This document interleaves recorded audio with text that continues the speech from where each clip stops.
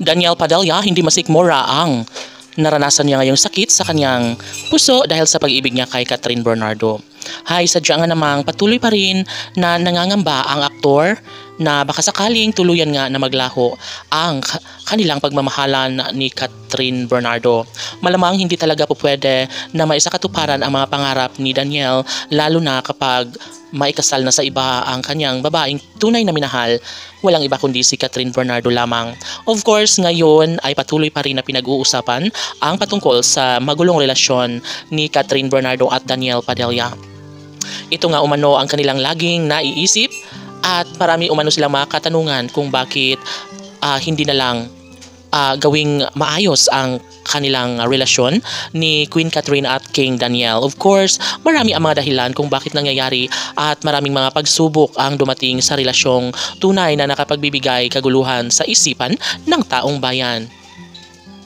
Sambit pa ng mga netizens na mas pabor pa rin umano sila sa relasyong Daniel at Catherine, at sana'y hindi na lang umano ipagpapatuloy pa ni Daniel ang kanyang relasyon sa bago niyang babaeng minahal ngayon, dahil alam nila na talagang na kay Catherine lamang ang tunay na kaligayahan, na kay Catherine lamang ang tunay na pag-ibig na nararapat sanay kanila itong pagsasaluhan sa habang panahon.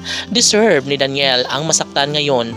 Deserve ni Daniel ang mawalan ng babaeng nagmamahal sa kanya ng tunay. Of course, magiging masaya sana ang aktor kung ito lamang ang kanyang pakaiibigin. Sa abot ng makakaya ni Daniel ay posible nga naman na mangyayari na maisakatuparan at maibalik ang kanilang mga nakaraan ni Catherine Bernardo.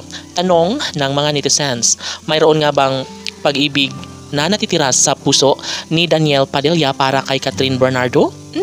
Sadya nga naman halatang halata sa mga kilos, mga mata ni Daniel na talaga nga namang nais na maisaalang-alang ang isang pag-ibig na talaga nga namang mayroon pang pagmamahal na natitira sa buhay ni Daniel para kay Catherine Bernardo.